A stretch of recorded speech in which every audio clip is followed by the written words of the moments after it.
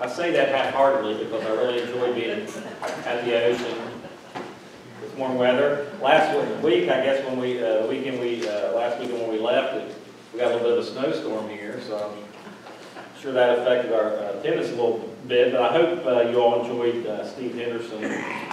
He is a great fellow, and I'm sure he did a great job being with you all last Sunday. We did enjoy our time in Florida, and so we're also glad to be back with you all this morning. Today I'm going to finish up the sermon series I started back a couple months ago through the book of Genesis that I entitled Beginnings, and we've been looking at different stories and characters throughout the book of Genesis, and hopefully you've enjoyed this series. I know I've just kind of highlighted each story a little bit. Obviously, there's lots of information and lots of things you could talk about throughout the book of Genesis. Today we're going to finish up this series looking at... our clicker's not working.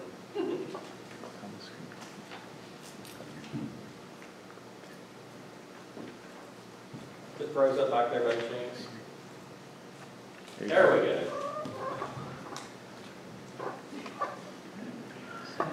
There we go.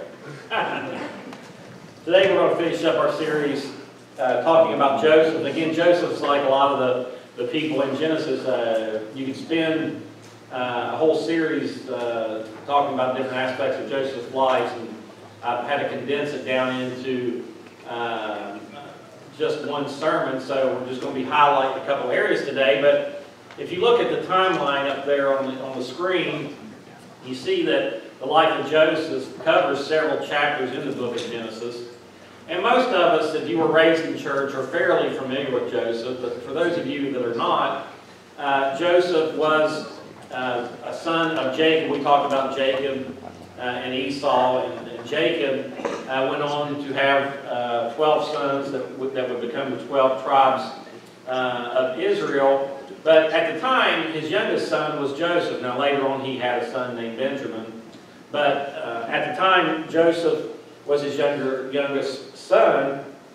And once again, he was playing favorites with his youngest son, Joseph.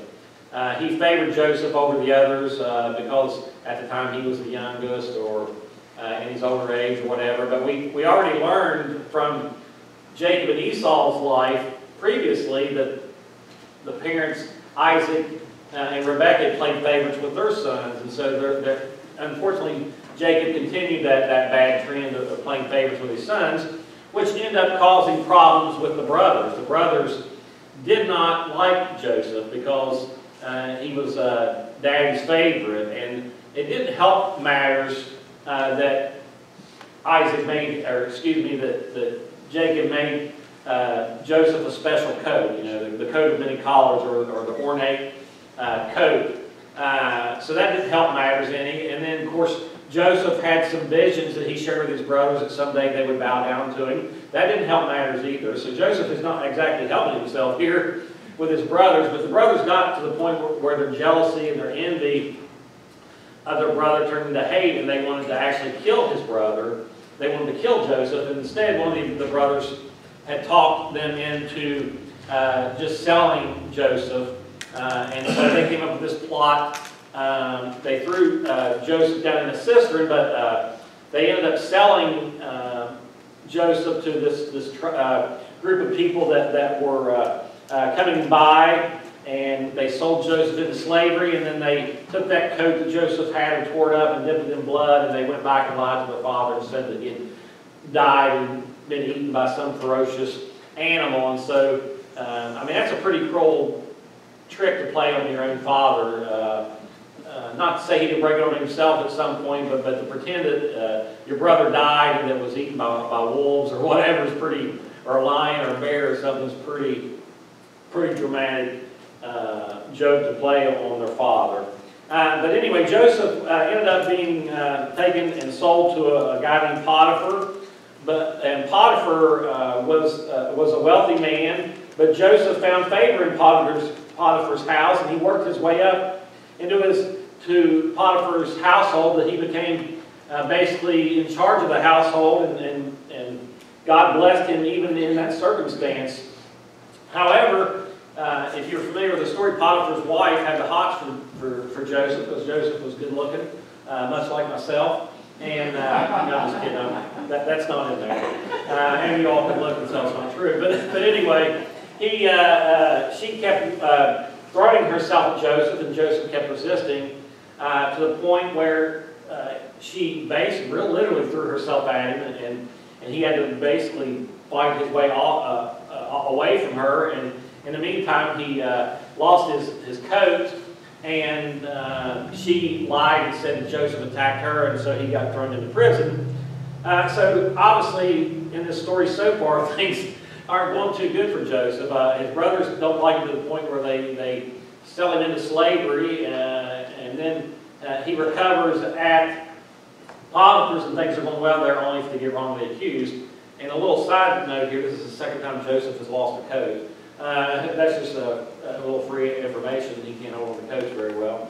But then he goes into prison, and God blesses him in prison. He does very well in prison. He works his way up, and where he's basically taking care of the prisoners, and God is blessing him despite his circumstances.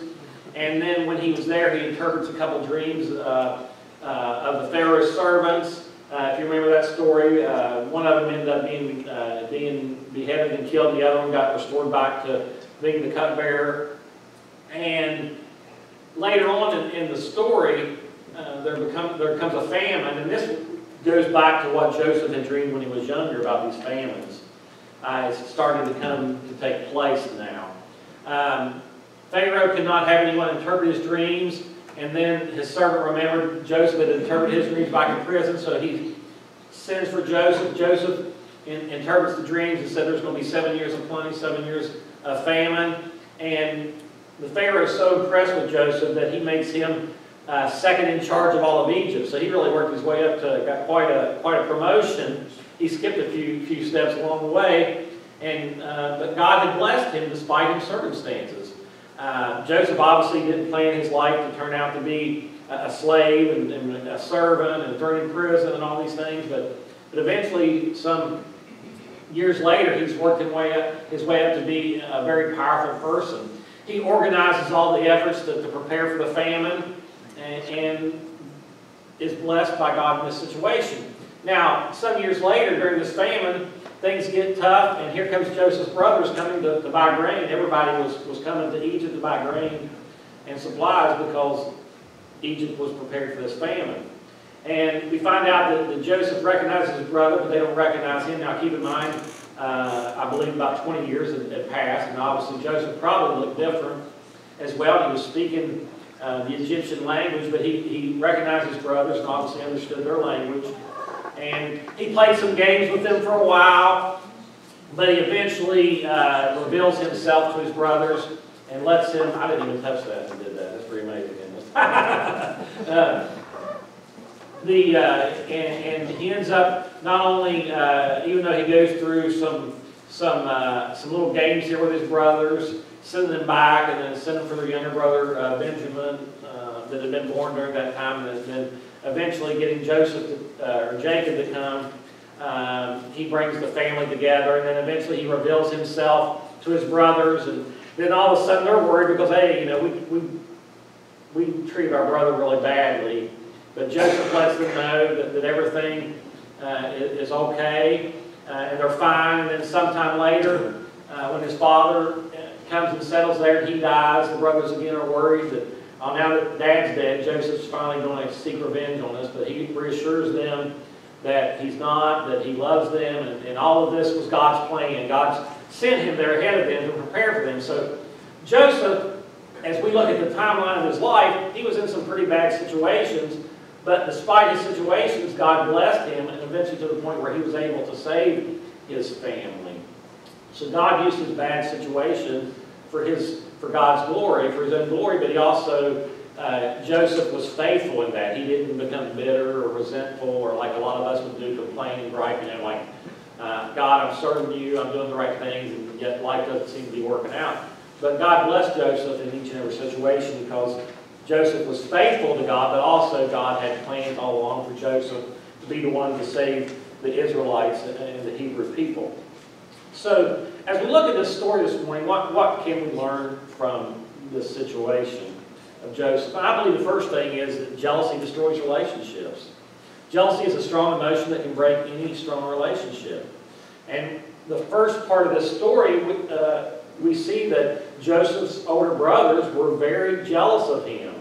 And I get some of their jealousy. I mean, their dad was obviously favoring Joseph and treated him differently, and they didn't like that. But the problem with jealousy is if jealousy goes untreated, it doesn't stay jealousy. It turns into hate. It turns into doing really bad things, because jealousy, I think we can all feel a little envious sometimes or jealous of people. People might even say, oh, I'm jealous you all got to go to the beach last week. Or, we say things like that. Oh, I'm jealous you got to do this or do that, or you got this. And we say that tongue-in-cheek. We're not really jealous. But jealousy really does take place in families and in job places, at schools, on teams. People get jealous for a lot of different reasons. And some of that may or may not be justified. But again, jealousy left untreated and not dealt with is going to destroy those relationships. It destroys marriages, it destroys friendships, it destroys relationships in families. And that's kind of what happened to this story of Jacob's children here. In Genesis 37:3 it says, now Israel was also Jacob, he was also called Israel, loved Joseph more than any of his other sons because he had been born to him in his old age, and he made him an ornate robe for him, or the coat of many colors. So we obviously see in the text, we get the preference here from Moses writing that Jacob loved Joseph more than his other kids because he was born in old age. And not only that, he made him this special robe that he didn't make any of his other sons. So we see why there might be a little bit of jealousy brewing. And a few verses later it says, his brothers were jealous of him, but his father kept the matter in mind. So obviously the father, Jacob, was aware that there was some jealousy brewing in his family. But the sad part is Jacob didn't learn from the situation of his youth. Jacob was favored by his mom, and then Esau was favored by his dad, and that ended up causing problems in their relationship. And dividing the family, we learned about that in the last story. Now here's Jacob repeating that history. Again, instead of breaking the cycle or learning from it, he's repeating the same thing with his brother, or with his son here. This made Joseph's brothers resent him. And again, like I said, making him a special coat didn't help. And Joseph saying he had dreams that they were going to bow down to him wasn't helping matters. It probably just added fuel to the fire. But the thing is, when we allow things like insecurity, selfishness, hurt feelings, or our ego to get in the way, it can cause jealousy. And a lot of jealousy does start from our own insecurities, our own doubts, our own fears, our own anxieties. We can get jealous of a lot of things. We can say, why does that person get the promotion at work and not me? Why does that person make more money than me? I deserve that. Or why does that person get to date all the good-looking people? Or why am I not the good-looking people? or whatever. I mean, we just go on and on and on. Why does that person get to start on the team and I sit on the bench? I'm a better player than them. And the list can just go on and on how we do that. It happens in sibling rivalries. I know over the years of ministry, I've talked to a lot of people that even in my own family that really were still harboring grudges or ill will in family. They were still dealing with jealousy that their sibling was the favorite, or their parents liked them better. And whether that's true or not, I don't know. Whether that's legitimate or not, I don't know. But in that person's mind, it was. But to hold on to that years and decades later obviously shows that that's unhealthy. And it can destroy or ruin our relationships with loved ones and family members. And the thing about jealousy is really like a disease or a cancer, and it can corrupt the whole person when you give into those negative and harmful feelings and emotions. And again, some of those may be legitimate feelings, and some of them may not. Maybe we've created them in our mind. But either way, if we don't deal with them and learn to control our jealousy or ask God to help us through that situation, it can turn into a really bad situation. That's what happened with Joseph. The brothers got so jealous of him and hated him so much At first they wanted, some of the brothers, most of them wanted to just kill him themselves. They just wanted to kill him. And then one of the older brothers decided that he didn't really want to do that. He told him to throw him in a cistern. Now his plan was to come back later and get him out of the cistern and let him go and save him. But they ended up selling him in the meantime to a band of travelers, gypsies that were passing through. And so, but still, they took that and pretended that he got killed by animals, and you know, I'm sure that was traumatic to their, you know, can you imagine someone coming to you and saying one of your children were raped by wolves or something bad? I mean, that's a horrible death to think about. And that's what they did to their father just because of their own jealousy and pride and arrogance or whatever it was. And we need to be careful that we don't allow that to happen in our lives, because we don't want to ruin our relationships. We hopefully want to have healthy relationships. Hey, this stuff even happens in churches. I mean, jealousy takes place in churches all the time. Churches split and have factions because of jealousy. I mean, I've seen it personally in my own experience. That people are jealous, you know, that they get mad they were left out of the bulletin, you know, or they weren't given credit for something, or, you know, they don't get to ask to get up and sing the specials, or that, you know, that stuff happens. You know, we let our ego get out of the way. But here's a simple reminder to keep us all humble. When you look at the name of the church, our name isn't in it. It's the Church of Christ. This is the Lord's church. It's not my church. It's not your church. It's not the preachers. It's not the elders. This is the Lord's church. We are just members of the body. Now, we might say, oh, that's my home church, or I'm a member, or I attend the Nina Road Church, or whatever. But realistically, this is the Lord's church. And there's no room for jealousy in the church, because everything we do in church, serving, is about glorifying and honoring God. If we're not doing it for God's glory, if we're doing it for our own glory, then we're doing it for the wrong reasons. And God is obviously not going to bless that. But yes, jealousy even makes its way into churches and into healthy relationships, and ruins those relationships and ruins those churches. That's why it's important for us to not allow those things to take hold in our life. In 2 Corinthians chapter 12, Paul said, "For I'm afraid," he's addressing this letter, the second letter to the Corinthian church, and he tells them, "For I'm afraid when I come, I may not find you as I want you to be, and you may not find me as you want me to be. I fear that there may be discord, jealousy, fits of rage, selfish ambition, slander, gossip, arrogance, and disorder." Now, Paul, obviously, if you've read 1 Corinthians, you know that church had some issues.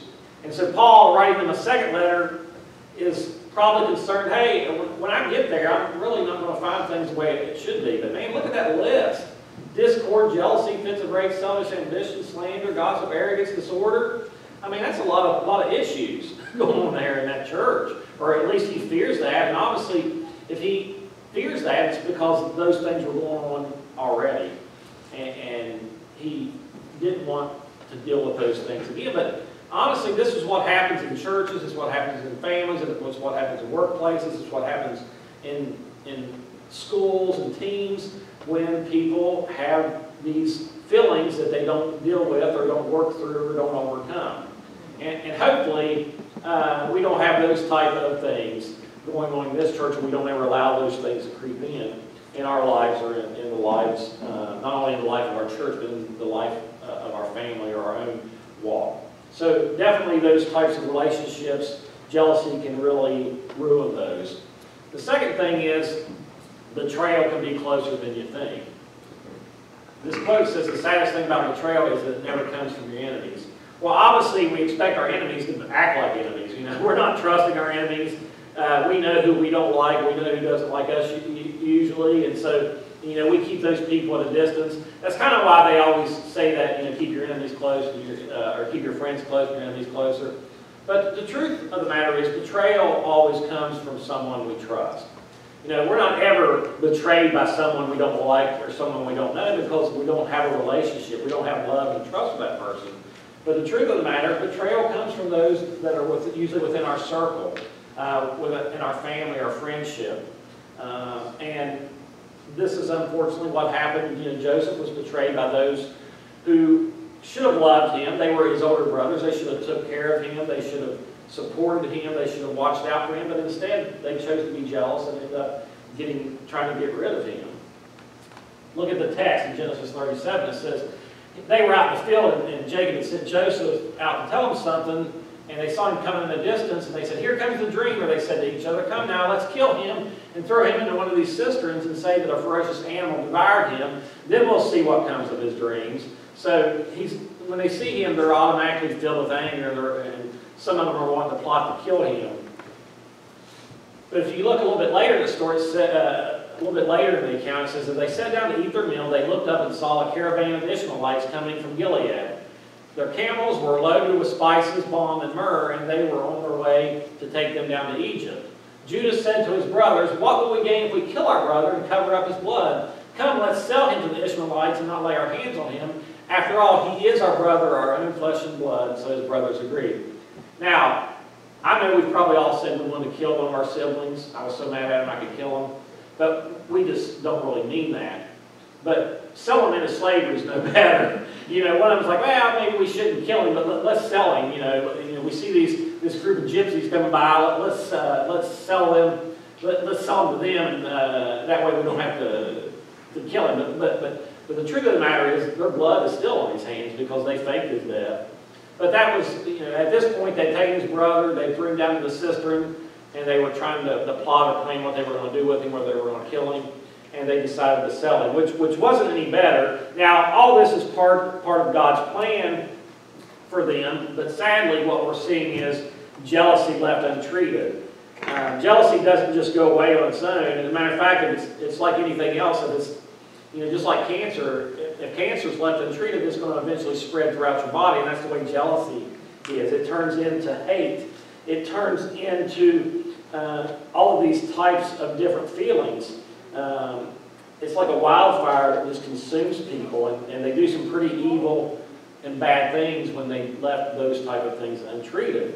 And these are his own brothers. These aren't enemies of his. These aren't people that he doesn't know. This isn't people from a foreign land. These are his very own flesh and blood brothers.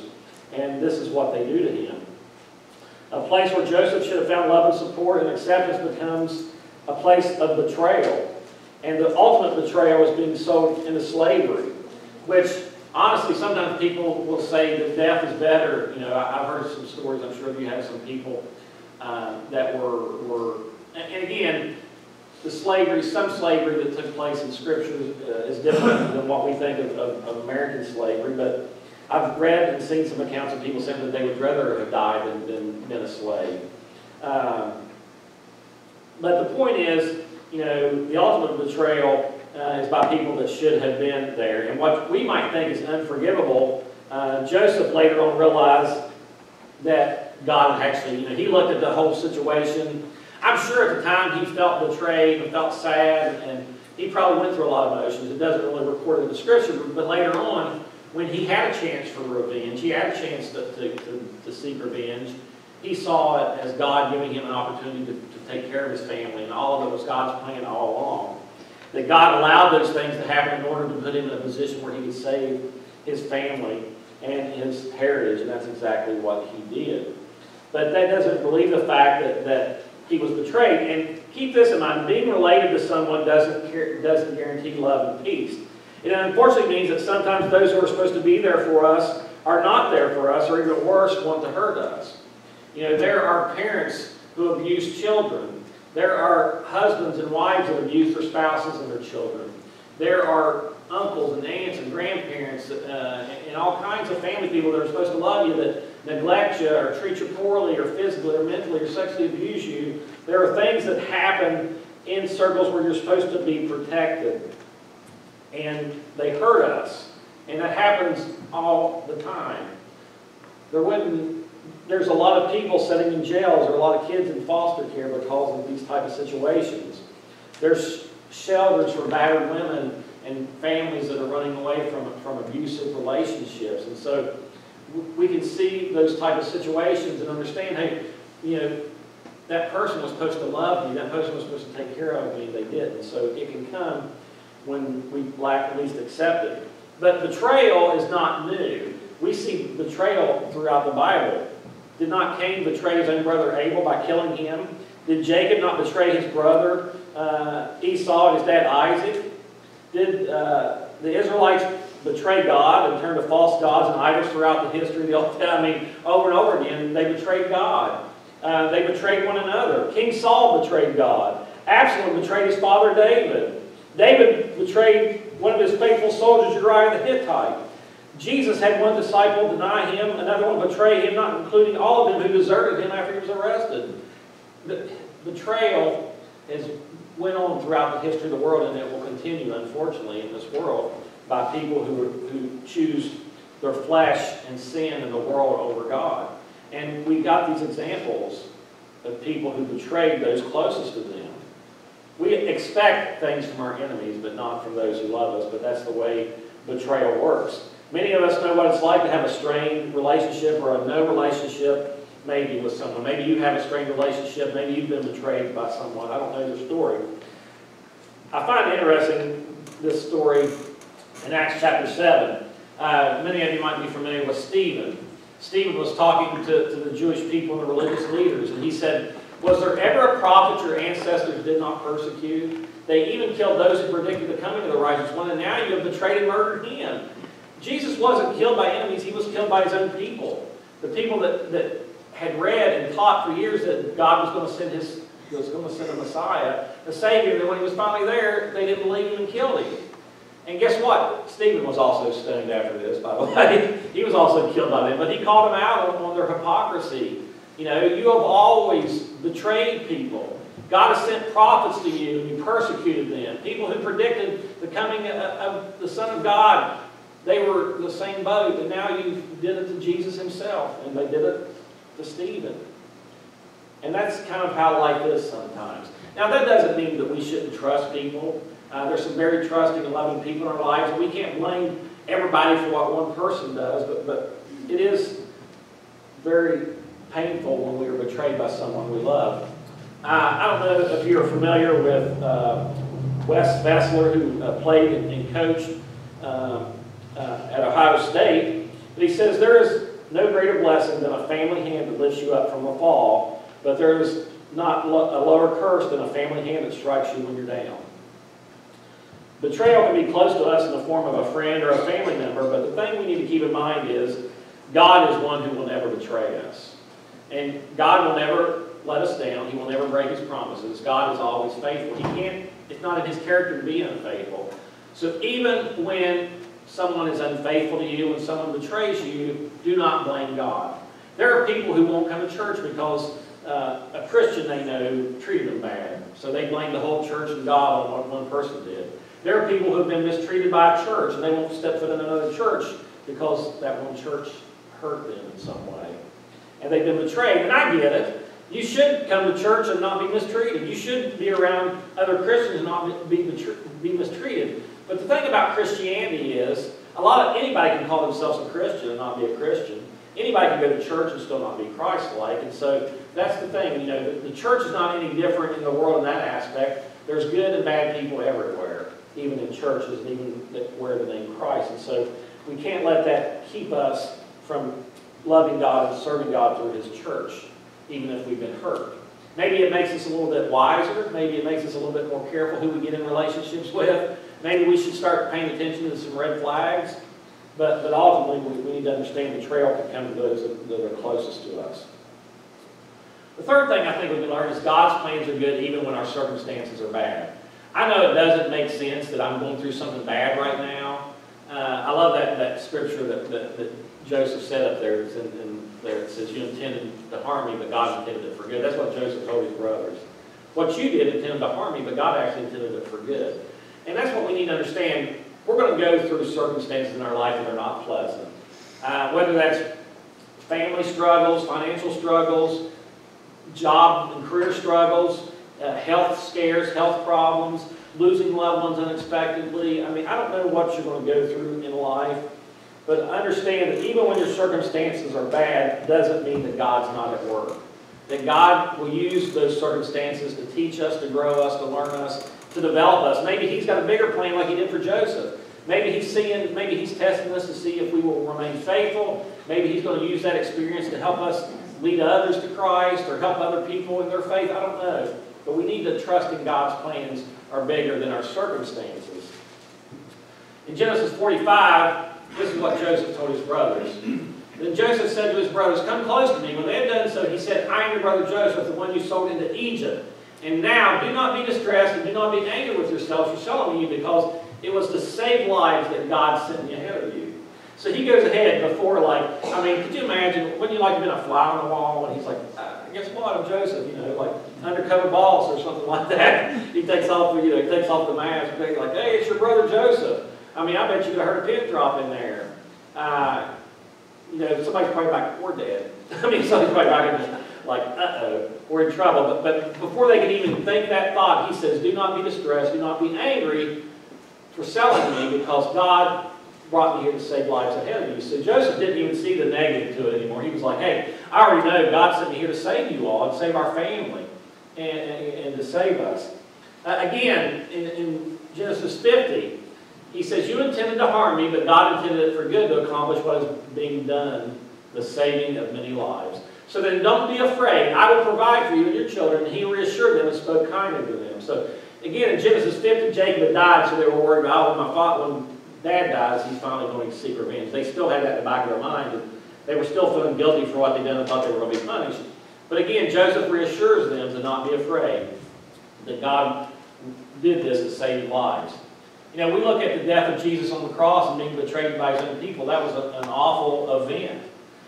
Betrayed by his, you know, the people that hurt him, that was close to him, deserted him and denied him and betrayed him. That's an awful situation. We can look at that and read that and think that's awful. And not even getting into the physical punishment and mental anguish he went through with the beatings and the crucifixion. However, his life, his sacrifice saved many lives. He brought forgiveness of sins. He took the punishment of God's wrath so that we wouldn't have to face it. He did all those things for us. And so his sacrifice, what he went through, was to save many lives, to give people salvation. Now, Joseph did that on a smaller scale. It wasn't to save people from sin and hell and death, but he saved, you know, countless lives.